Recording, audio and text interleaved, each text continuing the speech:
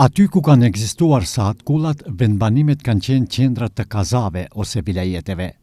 Saatkulla vendbanimit ja ka dhënë epitetin shehër. E ndërtuar në shekullin 16 nga ana e Kaçanikli Mehmet Pashës, i cili ka qenë me prejardhje nga Kaçaniku, saatkulla e Tetovës është rënuar në vitin 1933 në kohën e mbretërisë së Jugosllavisë. Dokumentet flasin se në vitin 1822, Recep Pasha e restauroi kullën e sahatit dhe ajo ndërtesë ekzistoi për 110 vitet e ardhshme deri në vitin 1933. Por, nëse shfleton në internet për revitalizimin e saatkullës në Tetovë, para 8 viteve do të gjeni edhe një projekt 3D të këtij objekti në Tetovë si pjesë e premtimeve parazgjedhore, atko nga Lëvizja Besa. Tani, autoritetet e komunës së Tetovës kanë ndërmarrë nismën për rindërtimin apo revitalizimin e kësaj ndërtese, siç e quajnë ikonike të Tetovës. Një pjesë e mjeteve tashmë janë siguruar.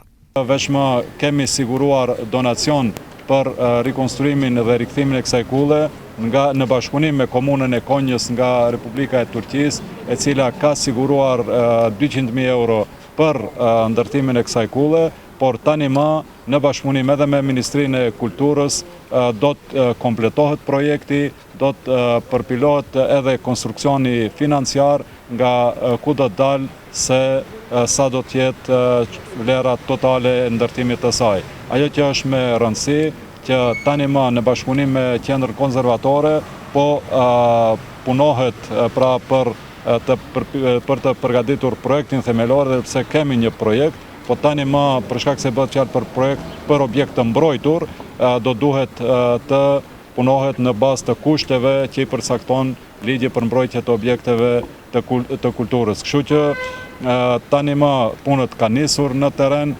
do duhet të zbulohet gjithë struktura e objektit që të mund të përpilohet projekti adekuat dhe sigurisht që kulla të jetë autentik ashtu siç ka qenë para gati një shekulli. Ministri i Kulturës Sedat Sulemani në këtë projekt thotë se ka qenë i angazhuar që nga viti 2006, kur një ekip i arkeologëve zbuluan themelet e saatkullës. Unë kam qenë aktiv që nga viti 2006 në gjitha procedurat që janë ndërmarrë për rindërtimin e kësaj saatkulle, po atëherë nuk kishim ndoshta edhe përkrahje të mjaftueshme.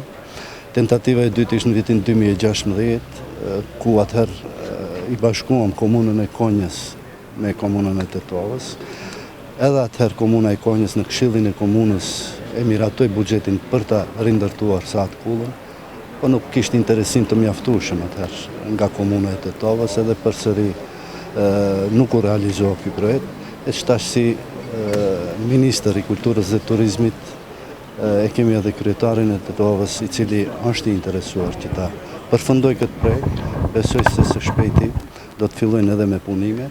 Nga Qendra Kombëtare e Konservimit thanë se ulëmtimet arkeologjike kishin vazhduar në mars të vitit 2006, ku ishte përpunuar projekti për ripërtrirjen e saatkullës, por atëherë ishte vlerësuar si plagjiatur e saatkullës së Gostivarit dhe këtu ndërpriten aktivitetet. Por kjo qendër nuk u ndal me kaq. Како директор побарав дополнителни историски истражувања за изгледот на сааткулата. Si drejtor kërkova ulëmtime plotësuese historike për pamjen e saatkullës. E angazhova bashkëqytetarin tuaj Branislav Svetozarević, i cili është këshilltar në komunën e Tetovës, por edhe historian në Arkivin Historik të Maqedonisë, dhe arritëm tek të dhënat e reja për pamjen e saatkullës. E bëm një fotografi me inteligjencë artificiale në bazë të dhënave të gjetura. Këtu do ta shihni se pjesa e mesme është ndërtuar nga mermeri.